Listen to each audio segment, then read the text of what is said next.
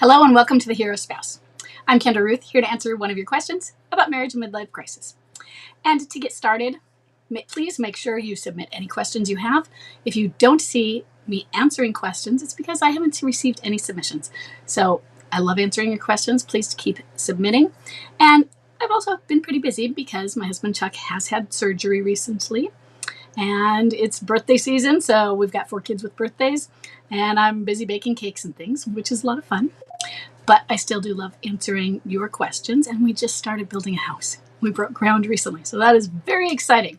And I'm going to be the one, instead of Chuck, trying to manage that project. So going back and forth, plus he's on crutches, so he can't really manage it. But it's very exciting, and so a lot of busyness.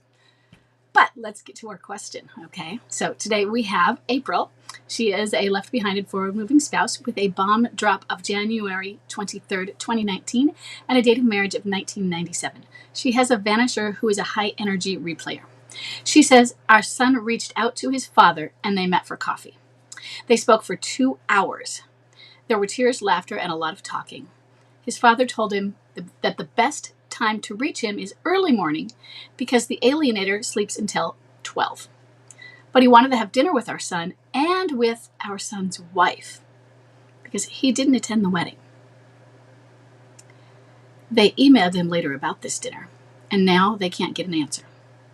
Is this normal? My son thinks he should cut him off completely to not get hurt again. So, if this is the only information that you all had, all of you that are reading this that don't know April's situation, it's not a lot to go on. So let me give you a little bit of the backstory from some previous questions, and those questions go back all the way to, I believe, 2021. So this particular MLCer did, as he said, he was a vanisher, and he did a complete abandonment. So I believe he said that he wishes his son hadn't been born. And the relationship with his daughter, who they had been very close, had special Sunday outings, was also just as much damaged. I don't think he said, I wish she hadn't been born. But she felt just as abandoned as that as well. So, and then later on, he did not attend the wedding. And that was because the alienator was not going to be in the position of the mother of the groom. Odd, right? Why would she be that? So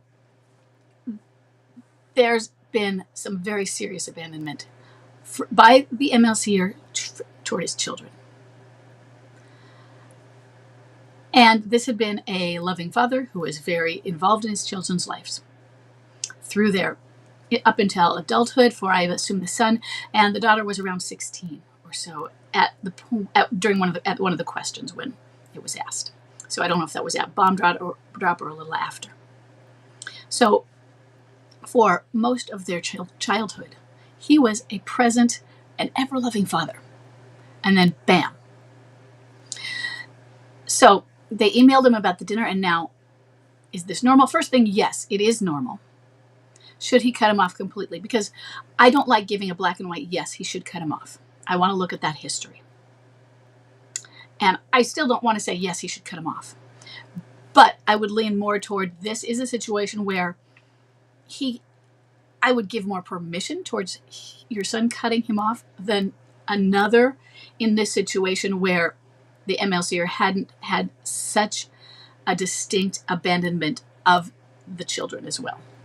Some MLCers, they're not great to the children, but they don't say, I wish you'd never been born. And they just become not great parents and more sporadic and emotionally dysregulated. So don't leave your children with them because they're not as safe because of the emotional dysregulation. They want to go off with the alienator. They might leave them alone if they're younger, that sort of thing. It's just not as safe an environment. But your MLCer did a total abandonment of everybody and then said, I wish you hadn't been born. So that is a little bit more of a permission structure where, yeah. But at the same time, they spoke for 2 hours. Tears, laughter. He is also your MLCer. is that means there are also some cracks there.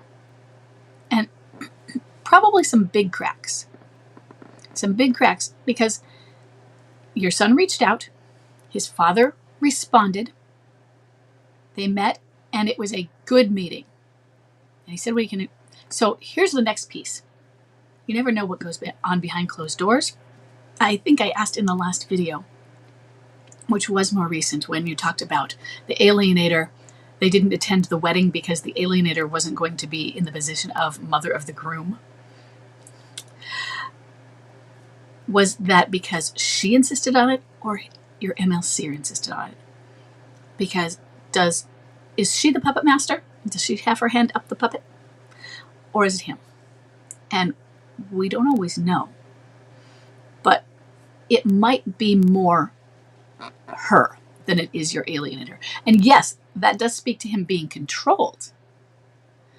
But, and his weakness and all of that. But once the hand is no longer up the puppet, and the puppet is left to figure it out and take control back, then what?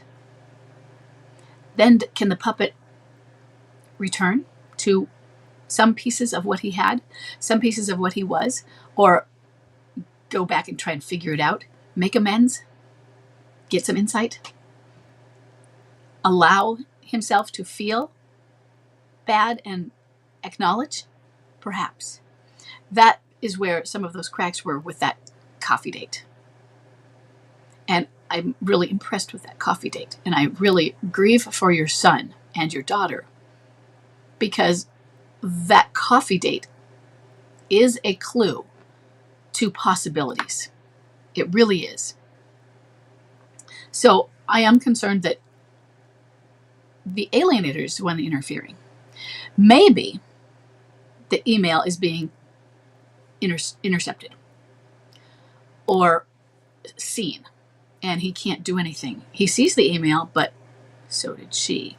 Or he sees the email, but he doesn't know what to do now because she's there and he doesn't know how to say anything. Or he's gone back. He was taking a breather out of the tunnel and he's gone back in, and maybe he's not even getting it. Who knows? Or it's in the junk file. How did your son reach out to him the first time? Was it through email? And so the email reached him that time. And that time when he reached him, did dad say he just happened to find it in a different folder? I do know. I mean, it's an excuse, yes, but emails do get lost by me all the time. I mean, because of the folder thing that I use for Gmail. So, but I'm really more thinking, where is the alienator involved in this? I mean, they wouldn't attend because she wasn't going to be the mother of the groom. That is some serious interference that I can't imagine the MLCer actually being the one that is putting that on.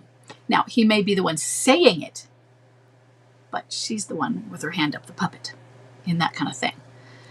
And that is some serious control, serious affair down, serious emotional blackmail of what he is going through. And no, you don't have to say, well, yeah, that's his problem. You're right. That is his problem. So you don't have to feel sorry for him because he's being controlled by another. That's just too bad, poor baby. Great. I get it. But at the same time, it's your children. And so should they cut him off? Yeah. Should they cut him off completely? And when I say completely, do you mean forever? I don't want them to shut the door forever and ever and ever and ever and ever, estranged and never to hear from him again. And then they read about it in an obituary in 30 years. That's what I don't want for your children.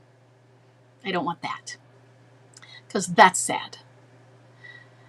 That's sad for all people involved. And so for now, yeah. Hey, you can reach me just like you might do for your child. The door is always open when you are. I will always love you. What would you do for the child? Can a child or an adult child do that for a parent? Can it go in the reverse? Why can't it? And maybe you have reasons why it can't or shouldn't. But maybe there are good reasons why it can. That relationship can go, you know what? I'll always love you. And because this is not healthy for me right now, if you are not going to be consistent, or you cannot be responsive to me, and I can't feel the trauma of your continual betrayal and abandonment. But when you are ready, and I will reach out to you, and hey, reach out on, send a birthday card. One day, you'll get it. One day, it might be 5 years from now, you will get a response.